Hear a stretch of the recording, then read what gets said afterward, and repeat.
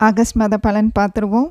சூழ்நிலை ஃபஸ்ட்டு பார்த்துருவோம். சூழ்நிலை எப்படி இருக்கும் அப்படின்னா, உங்கள் வாழ்க்கை பற்றி அல்லது உங்கள் வாழ்க்கையில் தற்போதைய ஒரு சூழ்நிலையை பற்றி நீங்கள் ரொம்ப தீவிரமாக யோசனை பண்ணிக்கிட்டு இருப்பீங்க. ரிசர்ச் அண்ட் டெவலப்மெண்ட்டுன்னு வைங்களேன், அந்த மாதிரி.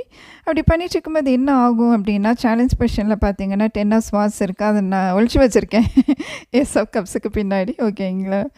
நீங்கள் பார்த்து எதுவும் நெகட்டிவாக யோசிக்காதீங்க அப்படிங்கிறதுக்காக. ஏன்னா வர்ற மெசேஜ் தான் வரும். சரிங்களா? உங்களுக்கு கார்ட்ஸ் பற்றி தெரியும்னா நீங்களாக எதுவும் பர்சீவ் பண்ணிக்க வேண்டாம். ஓகேங்களா? அது நீங்களாக ரீடிங் பண்ணும்போது பண்ணிக்கலாமே ஒழிய, இன்னொரு ரீடிங் கேட்கும்போது அப்படி பண்ண வேண்டாம். ஸோ இப்போ என்ன ஆகும், சேலஞ்ச் என்ன அப்படின்னா, ஒரு சில விஷயங்கள் நீங்கள் இந்த மாதிரி ஆராய்ச்சி பண்ணிகிட்டு இருக்கும்போது ஒரு சில விஷயங்களை நீங்களாகவே பெருசுப்படுத்திக்குவீங்க.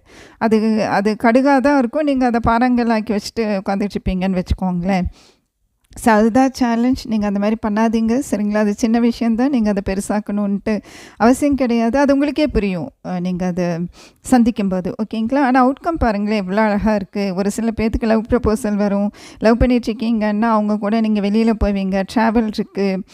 அது மட்டும் இல்லை, ஒரு புதிய துவக்கம் இருக்குது. அது வந்து ரொம்ப ஒரு இமோஷ்னல் ஃபுல்ஃபில்மெண்ட் கொடுக்கும்னு வைங்களேன். ஒரு புது எமோஷ்னல் பிகினிங்குன்னு சொல்லணும். சரிங்களா?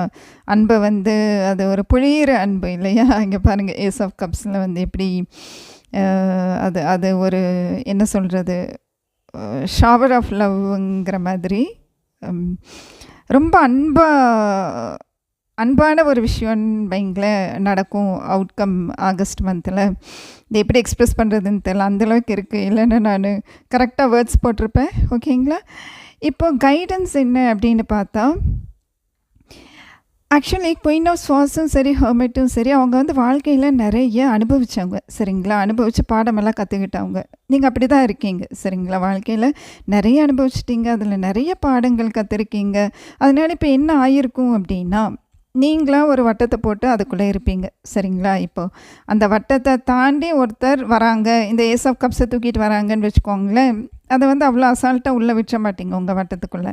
ஏன்னா நீங்களும், அதாவது இந்த கோட்டை தாண்டி நானும் வரமாட்டேன், நீயும் வரக்கூடாதுங்கிற மாதிரி இல்லையா? அந்த மாதிரி இருப்பீங்க. அதனால அந்தளவுக்கு வேண்டாம். ரொம்ப ஸ்ட்ரிக்டாக வட்டத்தை போட்டு அதுக்குள்ளேயே நீங்கள் இருந்துட்டு யாரும் உள்ளே வராத மாதிரியெல்லாம் நீங்கள் பண்ணாதீங்க. சரிங்களா? அப்படியே வந்தால் கொஞ்சம் வார்த்தையை வீசிடுவீங்க, இல்லை கடுமையாக பேசிடுவீங்க, அந்த மாதிரி இருக்கும். ஸோ அந்த மாதிரி பண்ணாதீங்கிறது தான் இங்கே கைடன்ஸ். சரிங்களா? இப்போ அவங்க ஏதாச்சும் வர்றாங்க, உங்ககிட்ட பேசுகிறாங்க அப்படின்னா, அன்பாக பேச வராங்கன்னா கேளுங்களேன்.